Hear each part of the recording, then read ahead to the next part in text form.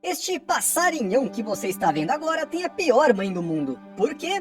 Bem, em primeiro lugar, ele não está nem em seu ninho e claramente não chegou ali sozinho. Em segundo lugar, quem está cuidando dele são pais alheios. Você provavelmente já ouviu falar dos passarinhos cuco. A mamãe cuco é conhecida por ser a pior. Ela simplesmente deixa seus filhotes nos ninhos de outros pássaros e os abandona à própria sorte. Mas a verdade é que o mundo animal está cheio de outros pais ruins. Sejamos sinceros, alguns são simplesmente horríveis. É sobre eles que vamos falar hoje.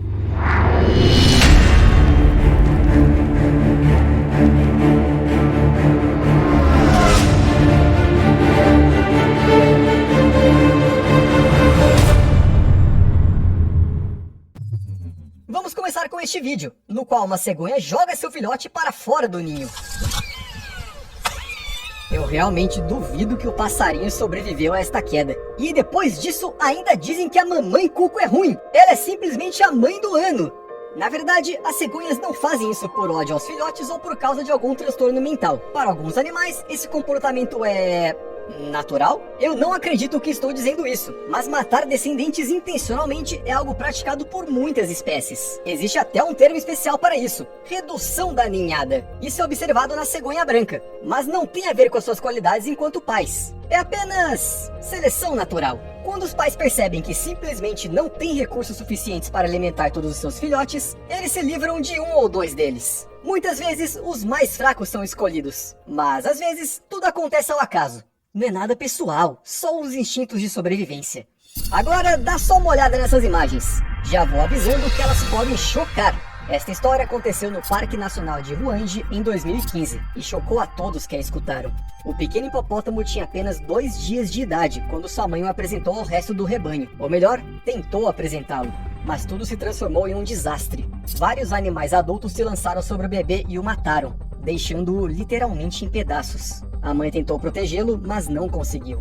O que sobrou do filhote virou comida de crocodilo. Honestamente, toda essa situação parece uma ilustração perfeita da crueldade da mãe natureza. Mas, assim como a cegonha, os hipopótamos adultos tinham um motivo para fazerem exatamente o que fizeram. Muito provavelmente, o motivo foi a superpopulação. Um rebanho padrão de hipopótamos tem de 10 a 15 indivíduos. Talvez simplesmente não houvesse espaço para o bebê. Mas isso é apenas uma teoria. As razões pelas quais os hipopótamos cometem infanticídio permanecem relativamente desconhecidas, devido à dificuldade de estudar essas criaturas agressivas. Eles são verdadeiras máquinas de matar. Os hipopótamos tendem a atacar até mesmo os humanos que se aproximam demais de seu corpo d'água. Eles também podem pisotear, sem pensar 2 vezes, em qualquer um que fique em seu caminho. Não precisamos explicar porque é bastante difícil conduzir pesquisas nessas condições. E mesmo que os humanos quisessem salvar aquele pobrezinho, eles simplesmente não conseguiriam fazer isso.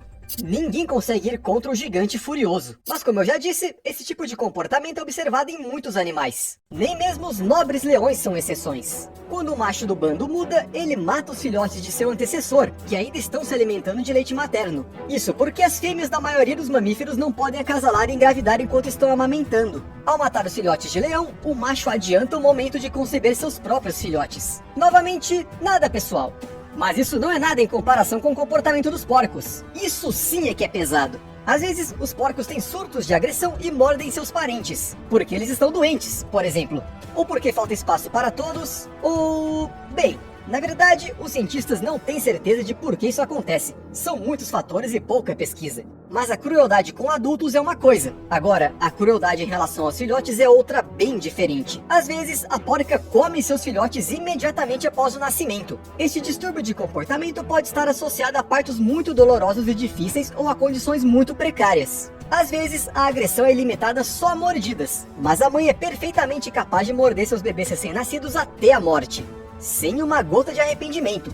Segundo uma das teorias, isso pode ser uma falha no instinto de proteção da prole. Ou seja, a porca acaba vendo seus leitões como perigosos intrusos. Ou talvez seja simplesmente porque ela quis. Um animal capaz de comer seus próprios filhos recém-nascidos dificilmente precisa explicar as razões de seu comportamento. Os humanos, no entanto, muitas vezes tentam evitar a matança de leitões. Sedativos pós-parto parecem ajudar, mas em muitos casos, eles só retardam o início da agressão materna.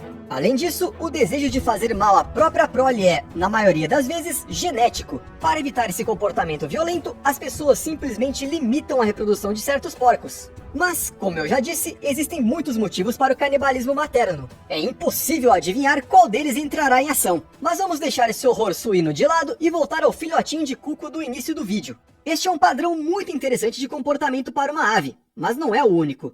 O tordo de cabeça marrom age de maneira semelhante. Essas mamães adoram terceirizar suas responsabilidades parentais, colocando seus ovos nos ninhos de outras aves. E elas nem se preocupam muito com a família para a qual seu filhote irá.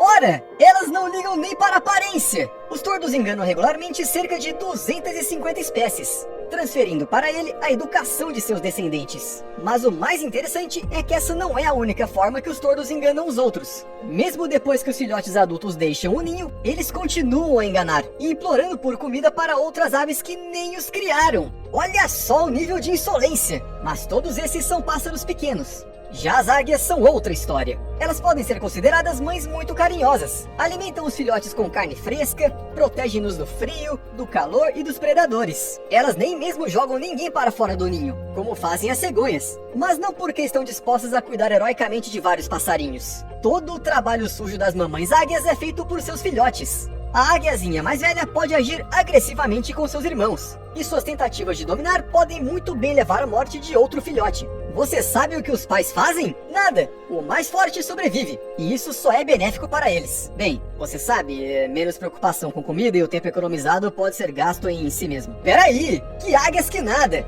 Quase me esqueci de um dos exemplos mais famosos de maternidade abominável. Os pandas, claro. Os pandas gigantes são adoráveis, engraçados e praticamente ameaçados de extinção. Na verdade, esta espécie é classificada como vulnerável e há vários motivos para isso. Mas eu acho que o principal deles é o cuidado horroroso com a prole. Ou seja, os pandas, em princípio, não se esforçam muito para se reproduzir, mas quando o fazem, muitas vezes nascem gêmeos. E então, a jovem mãe se depara com uma escolha: qual dos filhotes alimentar e qual deixar para morrer. Sim, você ouviu direito. Na maioria das vezes, o primeiro bebê é o que tem mais chance de sobreviver. Os bebês pandas são cegos, completamente indefesos ao nascer, e seu peso é de cerca de 1/900 avos do peso da mãe. A mamãe panda precisa segurar o bebê bem apertado para mantê-lo aquecido e pressioná-lo contra o seio para que ele mame. Isso significa que a fêmea tem que fazer tudo pelo bebê e ela simplesmente não consegue realizar essas operações com dois de uma vez. Mas os humanos encontraram uma maneira de resolver esse problema. Obviamente, quando se trata do nascimento de gêmeos em cativeiro. Logo após o nascimento, os responsáveis pegam um dos filhotes, induzindo a mãe a pensar que ela teve apenas um. E sim, a panda acredita nisso facilmente. Um bebê, 2 bebês, que horas que sai o rango, hein? Depois, os gêmeos são trocados até 10 vezes por dia para manter a ilusão de um único filhote. Um deles fica com a mãe quase o tempo todo, enquanto o outro fica na incubadora e é alimentado com um preparado de leite. Assim, os 2 bebês têm a oportunidade de sobreviver. E a mãe fica numa boa. Ou seja, todos estão felizes. Mas e os peixes e os outros animais da água? Ah, as coisas também são estranhas aqui. Quando nascem os percas, o pai guarda a área, circula ao redor dos alevinos e os mantém juntos, além de dar proteção contra predadores em potencial. Resumindo, ele se comporta como um pai exemplar. Depois de alguns dias, a maioria dos peixes sai nadando, e nesse momento, o comportamento do macho muda. Em vez de proteger os retardatários, ele os trata como qualquer outra pequena presa. Ou seja, ele simplesmente os devora. Em resumo, ou você é muito rápido ou muito morto. Mas tudo bem, eles são meros percas, dificilmente podem ser chamados de criaturas inteligentes. Os golfinhos são outra história, eles nunca fariam isso.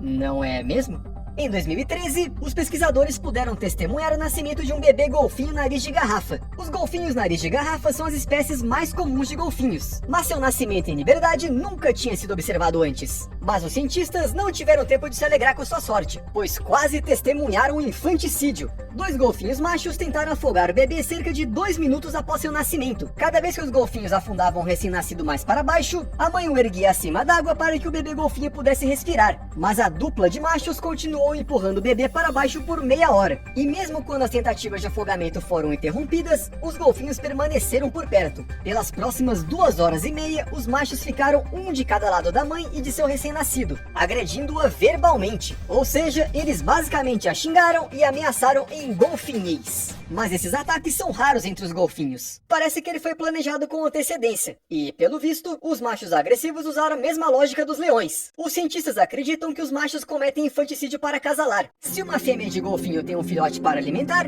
ela ficará indisponível por vários anos. Mas se ela perder o bebê logo após o nascimento, ela estará pronta para acasalar novamente dentro de alguns meses. Não sei nem o que dizer. Eles poderiam ter esperado, né? Quanto mais coisas interessantes eu aprendo sobre nosso planeta, mais louco ele me parece. Mas sabe, isto também tem seu charme estranho. Até mais!